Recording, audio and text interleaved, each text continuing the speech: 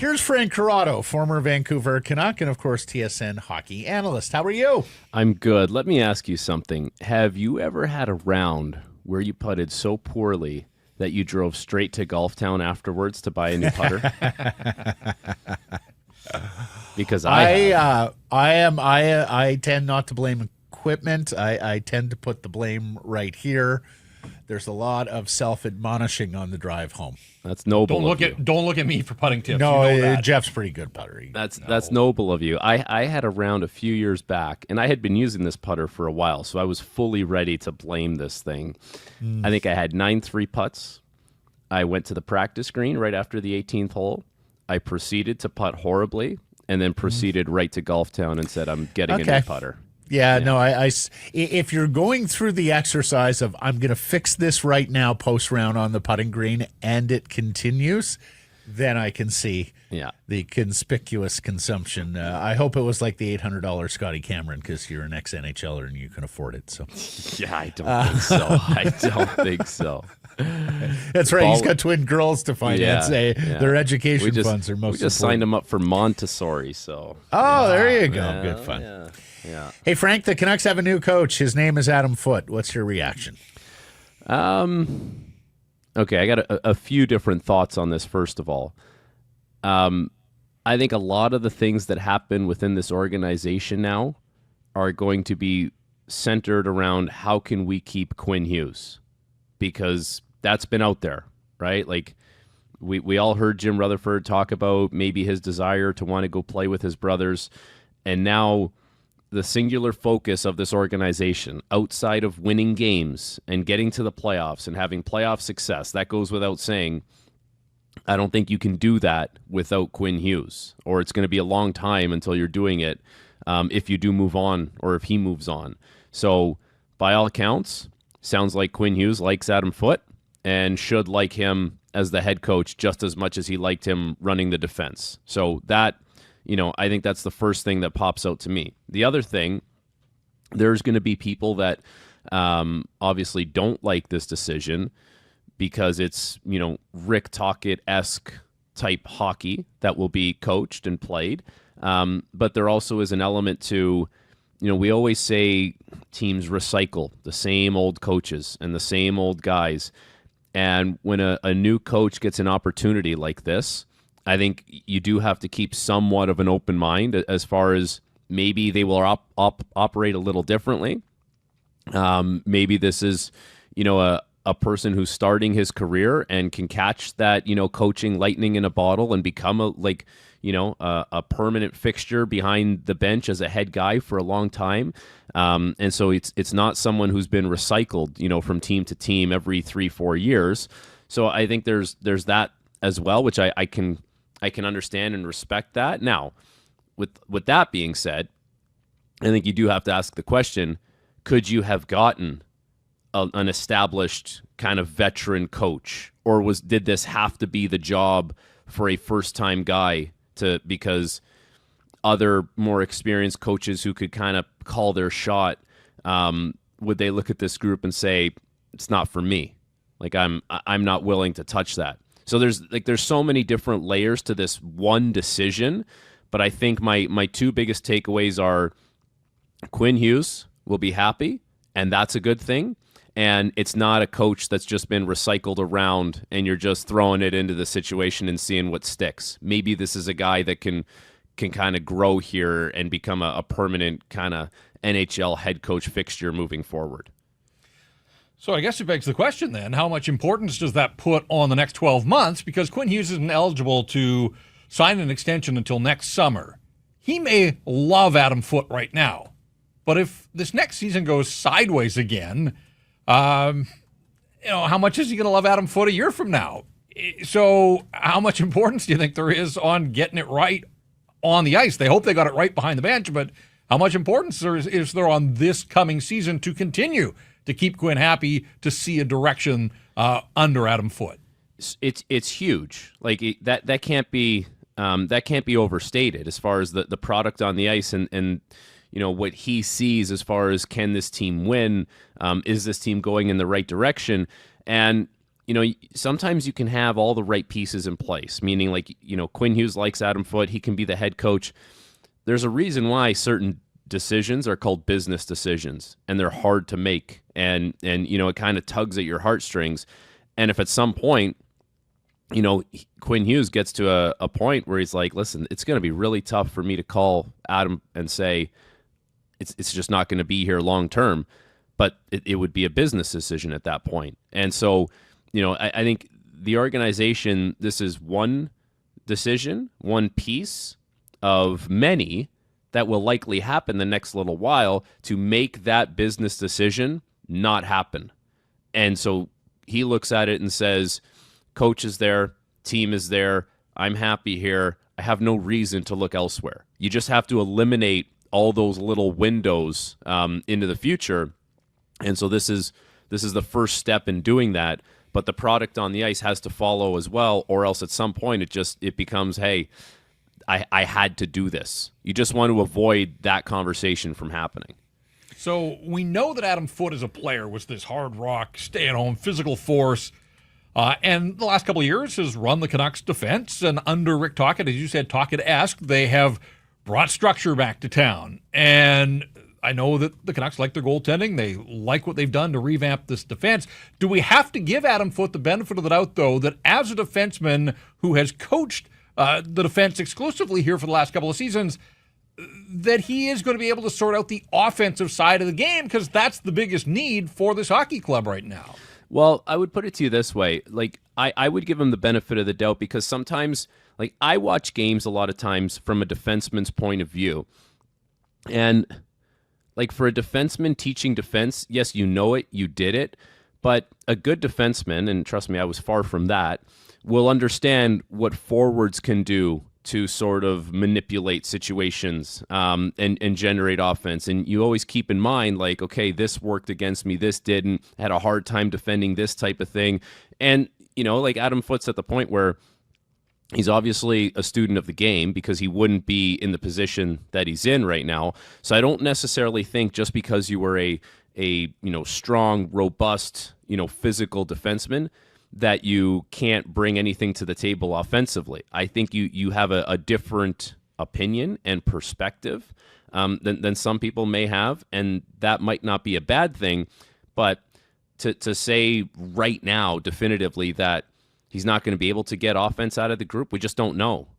We have to see what it looks like. But I would say that if it does, if it does go down the path and we're like, hey, look at that, like this group is doing something different, and they are, pretty offensively inclined, and their expected goals are up and slot shots are up. It's like, well, maybe the defenseman knew what the forwards were doing when he was playing, and he watched it and he said, I remember that, and it was hard to defend. One name, guys, Pat Quinn. Big, tough, rugged, stay-at-home defenseman. And as a head coach, he oversaw some very offensive teams in Vancouver and Toronto, and he was very anti-trap. He was all about, we're going to play with pace, we're going to play with puck possession, we're going to go out there to try and score goals and not play that mind-numbing defensive. There are other examples. Like Joel Quenneville was very much a stay-at-home defenseman. His LM Vigneault, although he didn't have a great playing career. Bam Bam, as they called him in minor pro. I can't think, if I put myself in those shoes, I was a defenseman, and I was coaching a team, like at any level, like not an NHL team, but let's just say any level, I think I would look at it and say, I'll live and die with some of the offensive mistakes, but just go do what you do, because I don't know that. Like, I didn't learn that. I didn't play that way. But you obviously have, you have certain offensive gifts that have made you all good players. So there's something to be said for, like, just the aggressiveness of that type of mindset. We'll see if that's something that he brings to the group next year. Setting aside the Quinn Hughes factor here, because I do think you're right that this was Quinn Hughes' preference, and they have decided to bend knee to their captain. Was there a case for a clean break? Was there a case for a head coach who could go into this room unencumbered by this past season and just deal with everybody from a clean slate. I'm getting to know you, you're getting to know me perspective. Oh, for sure. Yeah, I totally agree with that. And that wouldn't have been wrong. But I think that's where, the other layer of what we talked about earlier, who was that person going to be? Like, who was that experienced coach that has kind of been through it all and seen it all, that was willing to take this on and mop up what was there already? And well, let me stop you there, Frank. I mean, the other two finalists, as we understand it, were Manny Malhotra and Mitch Love. Not experienced guys, but guys who, at the very least, weren't saddled with the baggage of being a party to last year. Oh, I get that for sure. Like there would have been a compelling case for that. I think if you're, how do I put this, like, delicately or diplomatically? Like, if it's going to be, if you're a young head coach like Manny Malhotra is, and you take this job in Vancouver, and there's some baggage that needs to be mopped up, and it goes south for you, when are you getting your next head coaching opportunity after that? Because there's a lot. I think there's a lot that could go wrong in this type of situation. So I get it. Like, everyone wants to prove that they're worthy and they can do it. But I think in the case of someone like Manny, it's probably not the worst thing in the world that he didn't get this job, because I think for a young coach, like, there's some risk associated with that.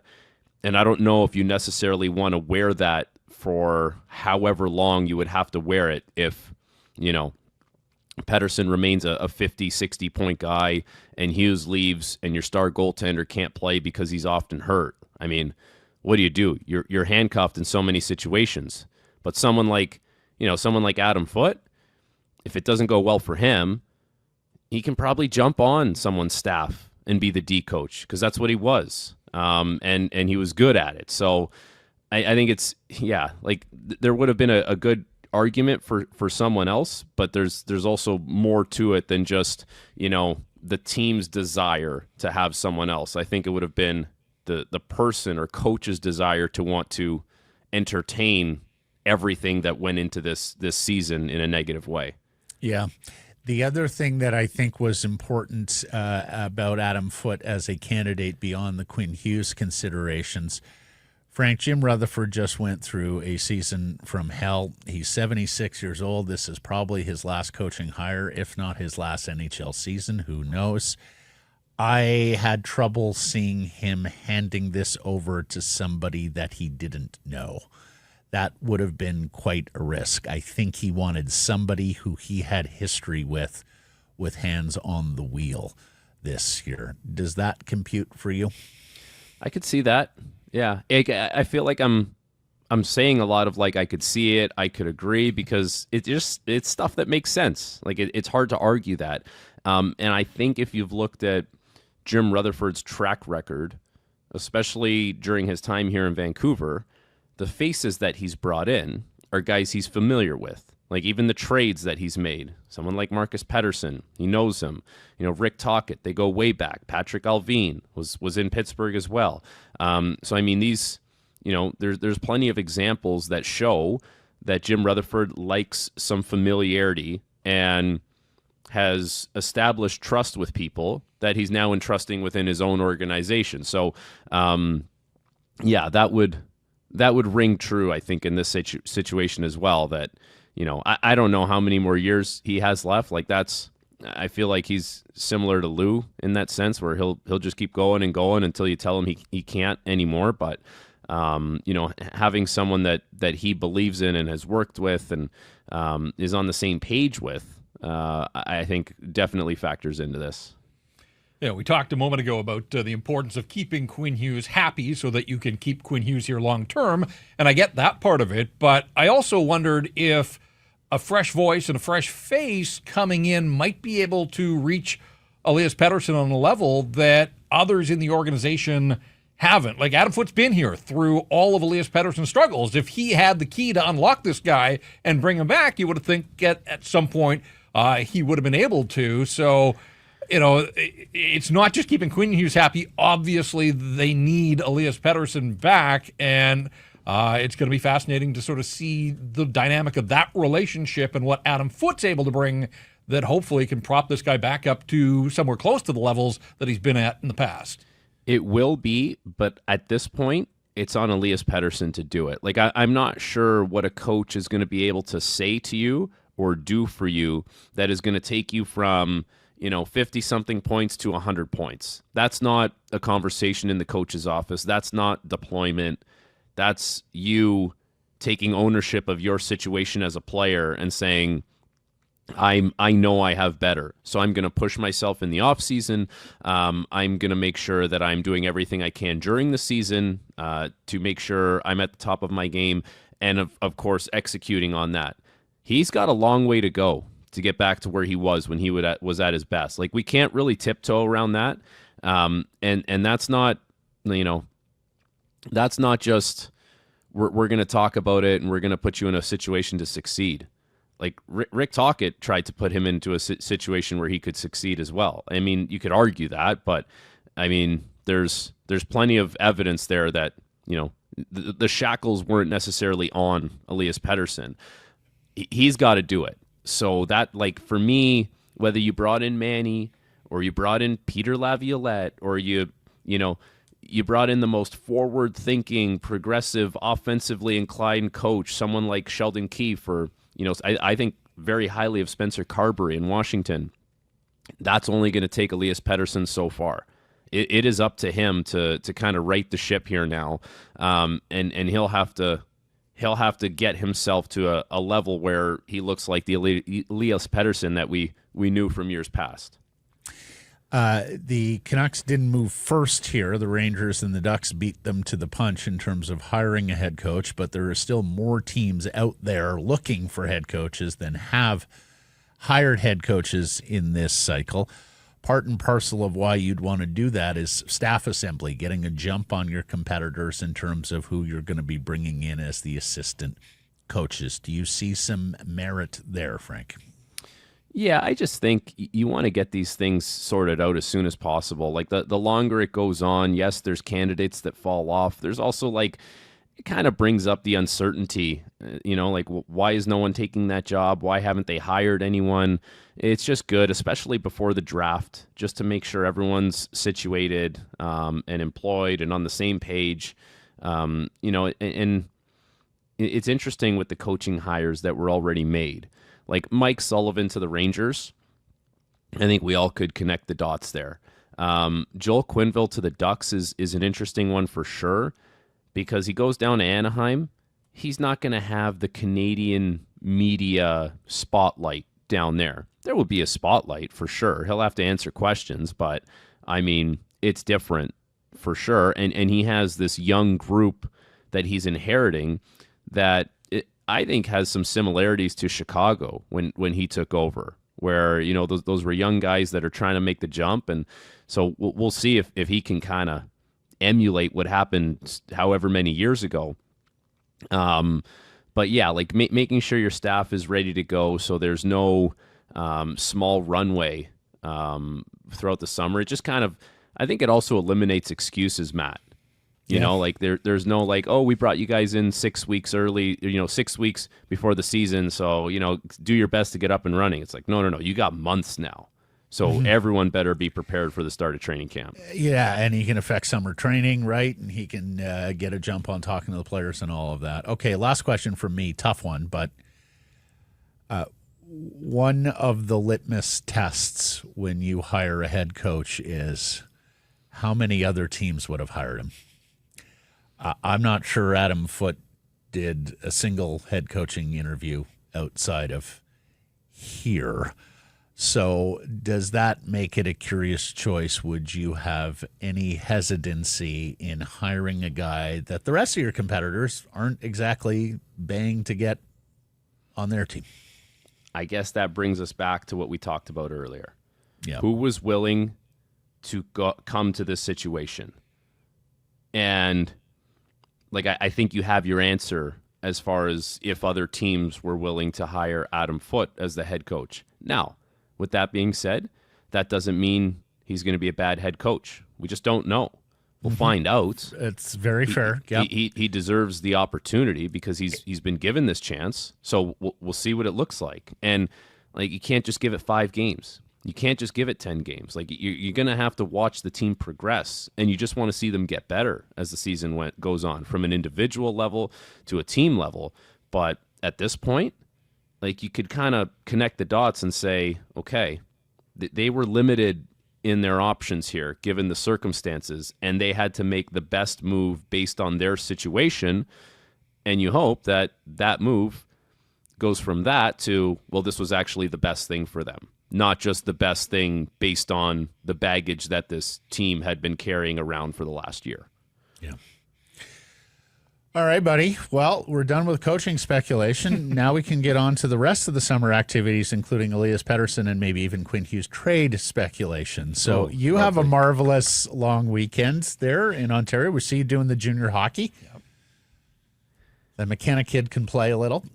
You have your so have yourself a great weekend. Keep on keeping on the CHL championship front, and we'll catch up next Wednesday. All right, boys. Have a good one.